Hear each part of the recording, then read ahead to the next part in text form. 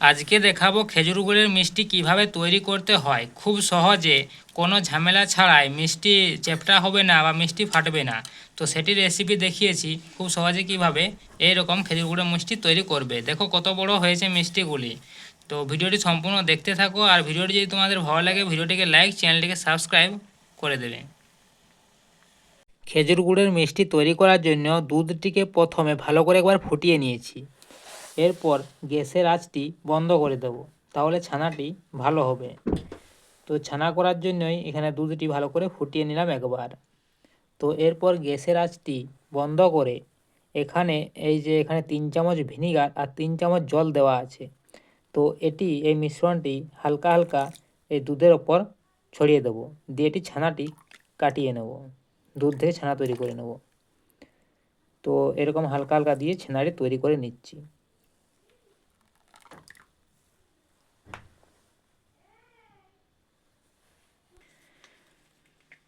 তো এই যে ভিনিগার দিয়ে এইখানে দুধটি ভালো করে ছানা তৈরি করে নিয়েছি। তো দেখছো কত সুন্দর ছানাটি তৈরি হয়েছে। তো এরপর এখান থেকে এই ছানাটিকে ভালো করে জলটি ফেলবো। তো তারপর এটিকে দুবার ভালো করে জল দিয়ে ধুয়ে নেব। তারপর এই ছানার সমস্ত জল ঝরিয়ে নেব।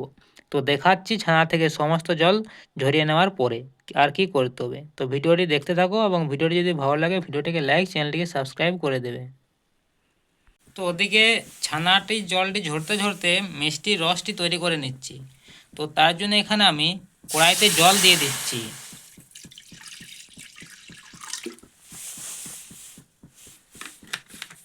তো এখানে প্রায় 500 ml মতো জল দিয়ে দিলাম, আর এখানে 2 কাপ চিনি দিয়ে দিচ্ছি।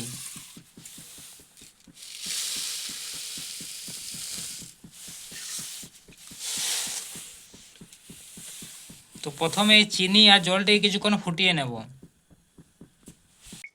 বন্ধুরা, এই যে দেখছো ছানার থেকে জলটি ভালো করে ঝরানো হয়ে গেছে। তো এরপরে এই ছানাটি মেখে নেব, যাতে এর মধ্যে কোনো দানা না থাকে। তো এরকম করে ভালো করে ছানাটিকে মেখে নিচ্ছি হাত দিয়ে।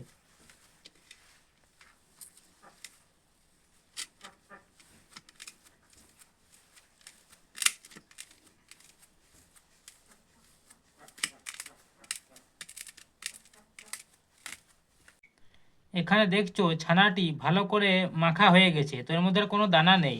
তো এরপর এখানে দিয়ে দিচ্ছি 1 চামচের মতো কর্নফ্লাওয়ার বা ময়দা। তো আমি এখানে কর্নফ্লাওয়ার দিয়ে দিলাম।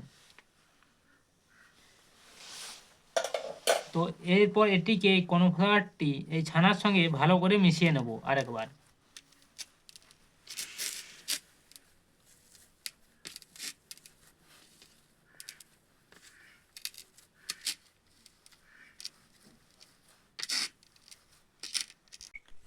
তো মিষ্টি করার জন্য ছানাটি এখানে রেডি হয়ে গেছে। দেখতে পাচ্ছ কর্নফ্লাওয়ারটি ভালো করে মিশিয়ে দিয়েছি। তো এরপর এটিকে মিষ্টি সাইজ করে কেটে নেব, একই মাপের করে কেটে নিচ্ছি, ছোট বড় যেমন করতে চাও।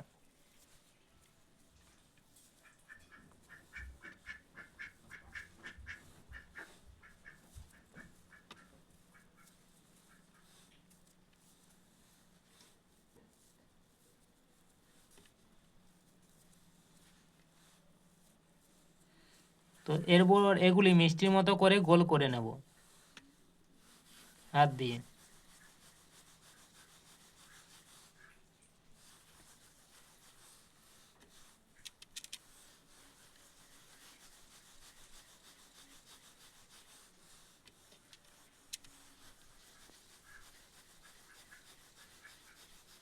তো এই যে এগুলি এখন ছোট আছে, তো মিষ্টিটি যখন তৈরি হয়ে যাবে তখন এগুলি আরও ফুলে ডবল হয়ে যাবে। তো এরকম করে সবগুলি গোল করে নিচ্ছি ভালো করে, যাতে মিষ্টির গায়ে কোনো ফাটা দাগ না থাকে।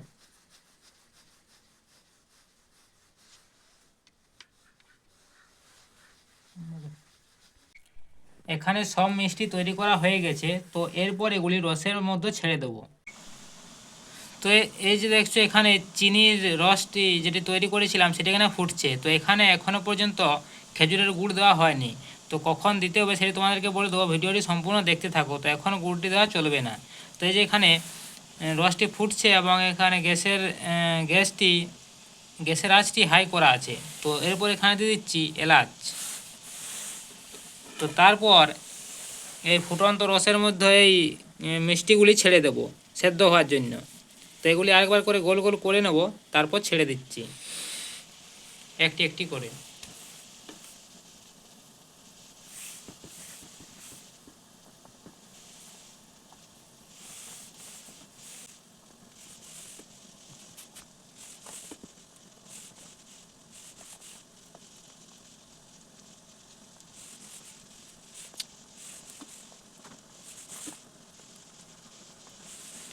তো সব মিষ্টি এখানে ছাড়া হয়ে গেছে।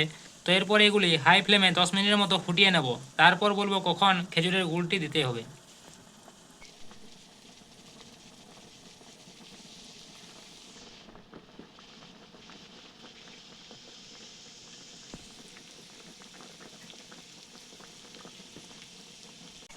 এখানে মিষ্টিগুলি 10 মিনিট ফোটানো হয়ে গেছে এবং মিষ্টির সাইজগুলো দেখো পুরো ডবল হয়ে গেছে।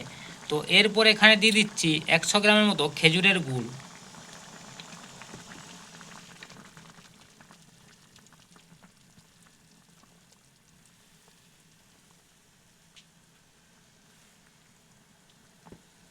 তো এরপর এটিকে আরও 5 মিনিটের মতো ফুটিয়ে নেব।